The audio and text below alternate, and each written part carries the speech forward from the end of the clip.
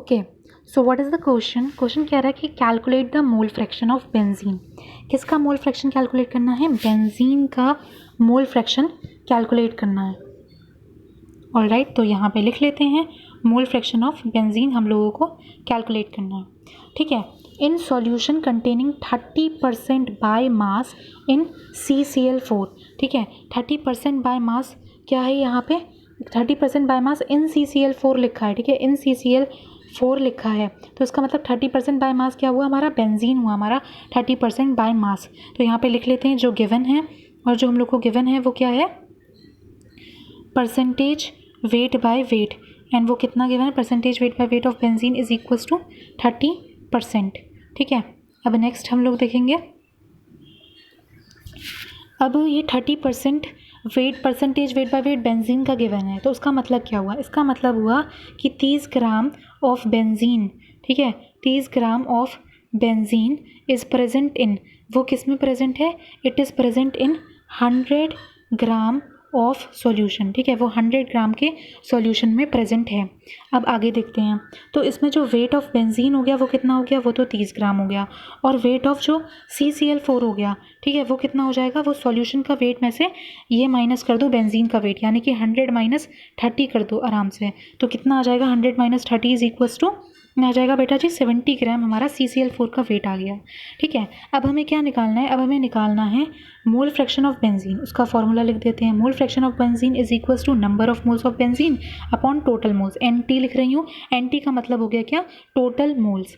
ठीक है, अब कैसे निकालेंगे ये टोटल मोल्स और number of moles of benzene? तो पहले देखते हैं, पहले हम लोग निकालते हैं number of moles of benzene. ठीक है, पहले हम लोग निकालेंगे number of moles of benzene. Okay, चलो निकाल लेते हैं, दूसरा कलर चूज़ कर लेते हैं। Alright, number of moles of benzene is equals to weight upon molecular weight. तो वेट कितना दे रखा है? देखो वेट हमने ऊपर निकाल के रखा है, weight of benzene is equals to 30 gram. ठीक है, तो यहाँ पे लिख लो 30 ग्राम। और अब इसका मॉलिक्यूलर वेट ऑफ बेंजीन क्या होता है? अभी यहाँ पे मैं निकाल के दिखा देती हूँ। देखो C6H6 बेंजीन का फॉर्मूला क्या हो गया? C6H6 हो गया हमारा बेंजीन का फॉर्मूला। ठीक है बच्चों, अब देखो कार्बन का, एक कार्बन का जो एटॉमिक वेट होता है वो होता है 12। ठीक है, ये 12 बना हुआ है। ठीक है, और एक हाइड्रोजन का जो एटॉमिक वेट होता है वो होता है 1। ठीक है, 1 होता है, वो 1 होता है। ठीक है, अब ये देखो, तो 6 कार्बन का कितना होगा? तो 12 इंटू 6 कर दो, कितना आ जाएगा? 72। और 1 इंटू 6 कर दो, कितना हो जाएगा? 6। अब इसको ऐड कर लो तो आपका आंसर कितना आ जाएगा? आपका आंसर आ जाएगा यहाँ पे 78। ठीक है, आपका आंसर कितना आ जाएगा यहाँ पे? 72 प्लस 6 इज इक्वल्स टू 78। ठीक है, इसको मैं इरेज कर देती हूँ, तो आपको मॉलिक्यूलर वेट पता चल चुका है कितना आ गया है? वो 78 आ गया है आप लोगों का मॉलिक्यूलर वेट। ठीक है, अब यहाँ पे आ जाते हैं और इसको सॉल्व कर लेते हैं। Number of moles of benzene, तो वेट अभी बताया था, वेट ऑफ बेंजीन ऊपर लिखा हुआ है 30 ग्राम। ठीक है, 30 ग्राम, और 78 अभी हम लोग ने क्या निकाला है? Molecular weight of benzene. अब क्या करना है? इसको सॉल्व कर लेते हैं। चलो इसको सॉल्व करते हैं। तो 30/78 कैसे करेंगे हम इसको सॉल्व? देखो हम लोग इसको ऐसे सॉल्व करेंगे कुछ। एक तो ये 3 से कट रहा है, तो 3 1 ज़ा 3, 0 का 0, देन 3 2 ज़ा 6 और 3 6 ज़ा 18। अब ये 2 से काट दो, 2 5 ज़ा 10, 2 1 ज़ा 2, 2 3 ज़ा 6, कितना आ गया? 5/13। अब 5/13 को ज़रा हम लोग कर लेते हैं सॉल्व। ठीक है, तो 5/13 को हम लोग कैसे सॉल्व करेंगे? ठीक है, तो 5 को अंदर लिखो, 13 को बाहर लिखो, पॉइंट लगाया, 0 बढ़ाया। 13 3 ज़ा 39 होता है, 13 3 ज़ा 39 ही जाएगा। ठीक है, तो 13 3 ज़ा 39, इसको सब्ट्रैक्ट करेंगे, कितना बचेगा? 10 minus 9 is 1 and 4 minus 3 is also 1, तो कितना आ गया? 110। अब ये कितना जाएगा? अब ये 8 ज़ा जाएगा। 8 ज़ा कितना होता है? 104। ठीक है, 8 ज़ा कितना होता है? 104 होता है।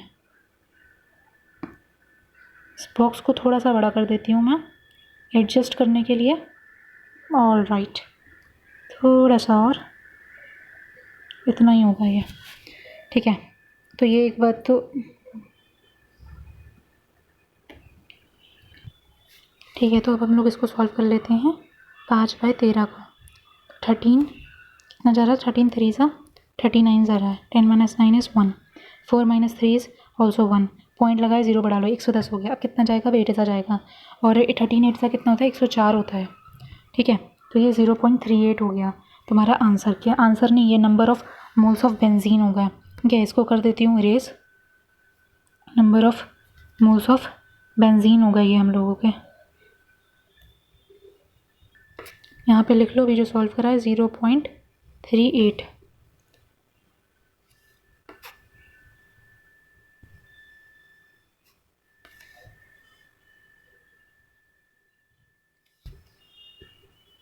इज इक्वल्स टू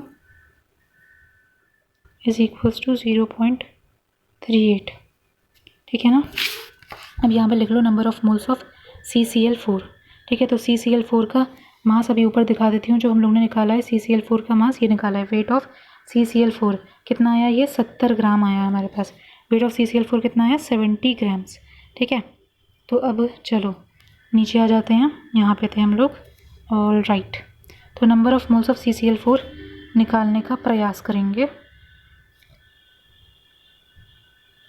ठीक है, नंबर ऑफ CCl4 का अब वेट निकालो 70, और CCl4 का जो हमारे पास मॉलिक्यूलर वेट होता है वो 154। ठीक है, अब इसको सॉल्व कर लेंगे इस 154 को। चलो आगे बढ़ जाते हैं और इसको सॉल्व कर लेते हैं। 70 और 154। पहली बात तो ये जा रहा है आपका 7 से। 7 ज़ा 7, 0 का 0, 7 2 ज़ा 14, एंड अगेन 7 2 ज़ा 14, देन 2 5 ज़ा 10, 2 1 ज़ा 2, 2 1 ज़ा 2। अब ये 5/11 को हम लोग को सॉल्व करना है। ठीक है, तो 5 अंदर और ये 11 बाहर। ठीक है, पॉइंट लगा लो, 0 बढ़ा लो। 11 4 ज़ा आ जाएगा हमारे पास 44, देन 10 - 4 6 बचेगा, 0 लगाया, देन 11 5 ज़ा जाएगा, तो ये कितना हो गया, ये 0.45 हो गया हमारे पास। ठीक है, ये क्या हो गया, 0.45 आ गया इसका आंसर।